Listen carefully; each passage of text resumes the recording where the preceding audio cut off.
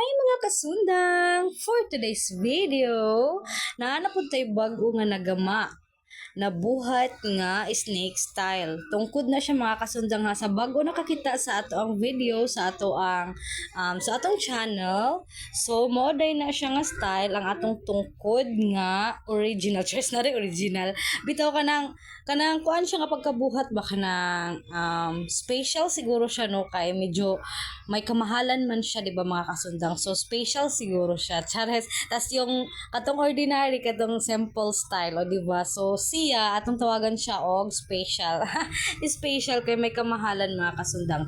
So, pang fifth na ni siya nga buhat mga kasundang, no? Pang 5 na ni siya nga pangbuhat, nga gibuhat nga snake. So, mga kasundang, available po pala to siya, mga kasundang ha, available. Ito yung handle ng ating snake, mga kasundang. Yan. Napakatibay, mga kasundang. Oh, grabe. Ang ganda. O, diba? Oh. Ito yung sa ulo niya, mga kasundang. Yan. Ito yung sa ilalim ng ulo niya, mga kasundang. Oh. Oh. Cobra talaga mga kasundang. Kaping-kapi yung cobra. Grabe ang ganda. Tapos mamaya na yung isa mga kasundang ha, dito po muna tayo sa ating snake style na tungkod. Dito tayo sa taas mga kasundang. Yan yung taas niya mga kasundang. Kung nakita nyo na ang cobra style, ganyan po yung head niya mga kasundang. Wow, grabe, napakaganda talaga mga kasundang oh. Wow. Tapos ito yung sa carving niya mga kasundang. Napakaganda talaga yung carving niya, ang pagkagawa. O, diba? Tapos, mga kasundang, pagkatapos natin dito sa handle, pababa tayo, dito hanggang dito. May ano siya, may nakatagong bird. Anong langgam ito mga kasundang? Yan, parang red yung sungo niya. Red yung dito niya na langgam. Paki-comment down below mga kasundang kung anong bird yung nasa ano niya, nasa kahoy na nagtatago. Tapos gustong kainin ng ating snake ang bird. O di ba ang langgam. Gustong kainin ng snake ang langgam. So yan yung langgam natin mga kasundang o para makita nyo. Yan. Grabe ang tibay mga kasundang, tapos may red eyes. Wow. Diba? Pumulupot siya sa kahoy na may langgam sa loob. Yan. Tapos dito tayo sa baba. Dito tayo sa baba mga kasundang. Diyan hanggang dito sa dulo. Yan yung carving niya mga kasundang ha. Yan. Yan ang carving niya hanggang dito sa baba. Tapos may stand siya mga kasundang. Yung pang-apat na gawa namin mga kasundang, ang ano niya, yung stand niya mga kasundang, yung dito niya mga kasundang, bayong yun, kaya red ang color, bayong wood. So ito, yan, parang nakita nyo na iba ang kulay niya. Kamagong wood po yan, tiger kamagong. Kung ano ang kahoy na ginamit dito sa ating snake na tungkod, same lang sila dito sa stand niya mga kasundang. Tapos may nakalagay agusan bulok case para hindi nyo po kami makalimutan. Yan siya. Napakaganda ng kahoy natin mga kasundang o yan. Napakaganda masyado. Muragid siya tuyo mga kasundang no, pero normal gina siya sa kahoy. Inguna na gina yung style sa kahoy mga kasundang. Murag grano niya ba? Diba? Stang pa kayo mo ni ato ang tiger kamagong. Naapod tong solid black nga. Black gid siya tanan, naapod ning sa tawagan ni tiger kamagong. So mao na ato ang tungkod. Grabe kagwapa sa tong tungkod mga kasundang oh. Wow. Oh, diba? Atong tanawon niyang blade mga kasundang para makita ninyo. So inig-open ninyo mga kasundang, inigtanggal ninyo sa blade, mo na inyo makita sa blade na siya singsing sa loob. May singsing po siya sa loob, tapos ito yung blade niya. Yan, napakahaba ang blade niya mga kasundang, mga 20 or 21 inches blade length po to. Tapos, makapal po yung thickness niya. Yan po yung thickness niya mga kasundang. Hindi po siya makapal, hindi rin po siya manipis. Pwede po, ang blade po namin mga kasundang, pwede po siya sa hardwood. Pwede pang putol sa hardwood. Pwede sa kawayan, ganyan. Pwede sa mga buto-buto, pwede po. Yan, except lang sa mga bakal, sa mga ganyan, sa mga pako. Yan, bawal po yan mga kasundang. Then, kabilaan po ang ating talim mga kasundang. Pwede po siya sa right-handed, pwede rin po sa left-handed mga kasundang yan. Dito yung dulo niya, napakatalim. Yan po siya. So, yan po yung handle natin mga kasundang. Yan. Yan po siya. Grabe, ang ganda mga kasundang. Tapos sa pagpasok mga kasundang, ganito lang siya pagpasok. Ganyan. Tapos ganyan. Oh.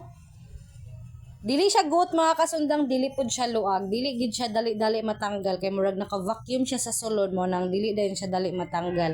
Then dili pod siya goat nga lisod siya tanggalon. So proceed ta diri sa isa. Nakabalo ba mo kung unsa ni siya mga kasundang? Kana siya. Medyo taas-taas yun ni siya mga kasundang, no? Tanawa ra good. Mas taas siya sa ato ang sungkod nga isa. O, mas taas siya mga kasundang. So, kaniday siya mga kasundang, no? Ato ang pang-hiking. Sungkod man siguro gyapon ng pang-hiking mga kasundang, no? Pero sa pangbukid ni siya, basta pang-hiking, pangbukid ni siya mga kasundang. Mo ni hang style. Kani, gikan sa yang ulo mga kasundang, sa gikan sa yang handle, I mean. Gikan siyang handle mo niya hang style. Grabe ka, gwapa, kaayo, unique. Oh. Mo na iyahang style. Then, diri sa ubos. Ngunani na dayon niyang style sa ubos na. Lahi na dayon niyang style. Diba? Murag nagtuyok-tuyok lang siya. Then, hangtod diri sa ubos mga kasundang. Ngunani na siya rubber diri sa ubos para dili danlog ang dili ma-slide dili siya gabi ka pitla. Aron dili siya slide gamiton na siya rubber sa ilalom na rubber. Ana siya. Si kinsay gusto mag-avail ani mga kasundang, no, available ning duha. Ready to shipping na siya mga kasundang. I-PM or i-comment down na lang ninyo mga kasundang si kinsay gusto magpalit ani. Pwede isa, pwede ka ng isa, pwede pod ka ng isa, pwede pod ng duha para maka-sale, maka-save mo. Tagaan ta mag-discount if ever kaning duha inyong kuhaon. Pero kanang isa, katong regular price jud niya mga kasundang, no. Pero comment na lang or PM na lang ko ninyo sa iyahang price. So ako ipakita ang blade ani mga kasundang para man lang makita ninyo, di ba? Charan! So di ba gamay ra yang blade. Kung unsa ka dako, kung unsa ka taas sa iyahang handle, mao ka gamay iyang blade. Grabe ka gamay sa iyahang blade mga kasundang. Daw atong siyang sukdon. Yang handle diri ara, so yang blade moro na siya kataas mga kasundang yang blade. Pang knife lang siya, no. So gamit gihapon ang iyang knife kay tungod pang bukid man pang hiking man ato ang tungkod. Angay gid kayo nga blade nga knife lang gid yang blade kay para na siya pang tadtad if ever nga mag-campaign lang sila dito sa taas sa bukid, di ba? Na siya pang tadtad og mga lamas or etc. on silang pangputlon, di ba? Kay kung taas man gud nga blade ang atong ibutang aning pang hiking mga kasundang, pero pwede ba gyapon taas, pero kanilang knife ang atong gikuan kay naman puy uban nga mag-order og gagmay nga kuan nga kutsilyo nga knife lang ang gusto ibutang sa pang-hiking.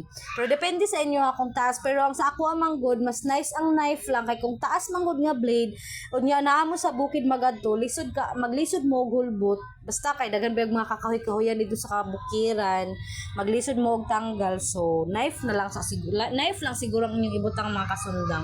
So kato yung knife nato mga kasundang, no. Kanina ito ang knife, bali-bali dayang hait ani, pwede dayang makagamit ang right-handed o ang left-handed. Wala og tuo ang makagamit ani. Wala og tuo. Hait kay ni nga blade mga kasundang, no. By the way mga kasundang, sa wala nakabalo, mulye di ato ang blade ha, mulye. Mulye, oil quench ang ato ang subo. Naunsa na ni pagkabutang mga kasundang. So, mo na siya ato ang available. Available ng duha na to mga kasundang. So, PM or comment down below sa gusto magpalit ani. Para agad-agad deliver dayon. Dili na gid na ma-delay sa pag-deliver mga kasundang. So, mo na ato ang sungkod nga special. Kani siya. Wow. Then, mo na ato ang pang-hiking. Oh. So, mo nang duha ka buok available na to. So, comment down below. Balik-balik ko na ako. Comment down below or PM nyo po ako sa gusto magbili nito. So, yun lang po mga kasundang. Don't forget to follow my page. Subscribe na rin po sa ating YouTube channel. Maraming salamat po mga kasundang. Bye!